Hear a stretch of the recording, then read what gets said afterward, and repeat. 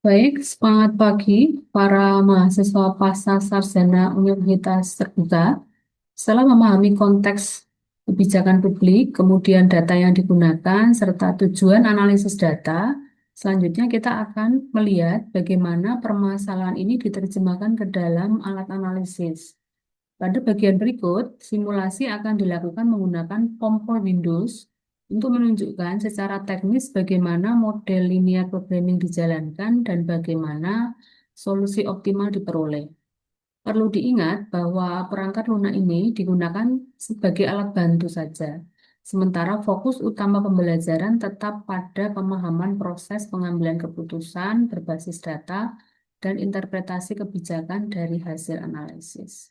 Baik, kita masuk ke Kompor Windows, lalu kita pilih modul linear programming, kita pilih title-nya adalah kasus kebijakan publik pelayanan puskesmas ya, sesuai dengan yang ada di bahan ajar. Lalu jumlah constraint kita ada 7.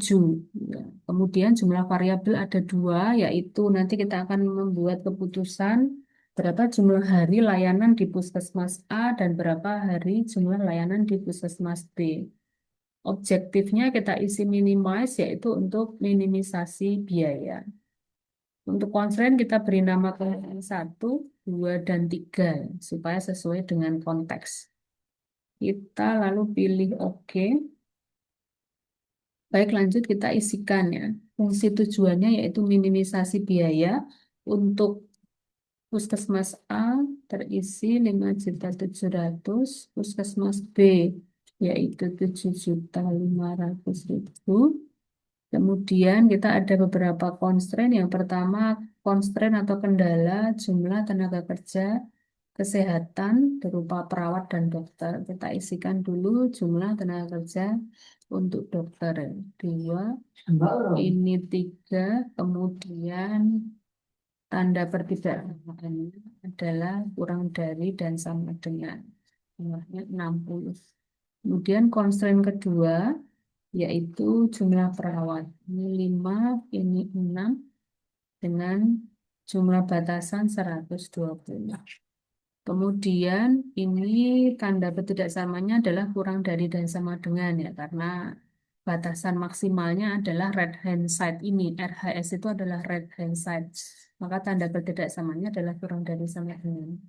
Lalu constraint 3 adalah prinsip pemerataan layanan ya. Jadi masing-masing baik Puskesmas 1 dan 2 atau Puskesmas A dan B itu maksimal 20. Kita isi 1 hingga angkanya 20. Ini kita bisa ganti A dan B supaya sesuai dengan kasus soal. Lalu constraint berikutnya adalah prinsip pemerataan layanan, di mana ada pemerataan batas atas dan batas bawah supaya balance antara jumlah hari pelayanan di Puskesmas A dan Puskesmas B. Untuk batas atas Puskesmas A yaitu maksimal 4. Sehingga ini kita beri tanda ketidaksamaannya lebih besar dan sama dengan. Lalu yang Puskesmas kedua B yaitu batas atasnya juga sama 4. Kemudian untuk yang batas atas itu Puskesmas A maksimal 16, jadi kita beri tanda ketidaksamaannya kurang dari dan sama dengan 16. Kemudian untuk Puskesmas B itu maksimalnya juga batas atasnya 16 ya. Jadi ini kita beri tanda ketidaksamaannya 16. Nah, oke, sudah terisi semua. Kita cek kembali ketidaksamaannya untuk constraint 1, constraint 2, constraint 3, constraint 4, constraint 5, dan constraint 6 dan 7. Sudah betul, kita klik solve. Nah, dari sini kita sudah mendapatkan solusi optimal ya, yaitu mencari berapa hari layanan di Puskesmas A dan berapa hari layanan di Puskesmas B yang bisa meminimalisasi biaya. Di sini terlihat solusinya.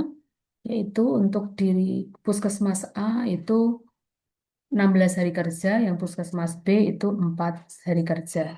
Dengan total biaya, yaitu pada bagian ini, yang ada angka ini merupakan total biaya yang paling minimal, yaitu 121.200.000.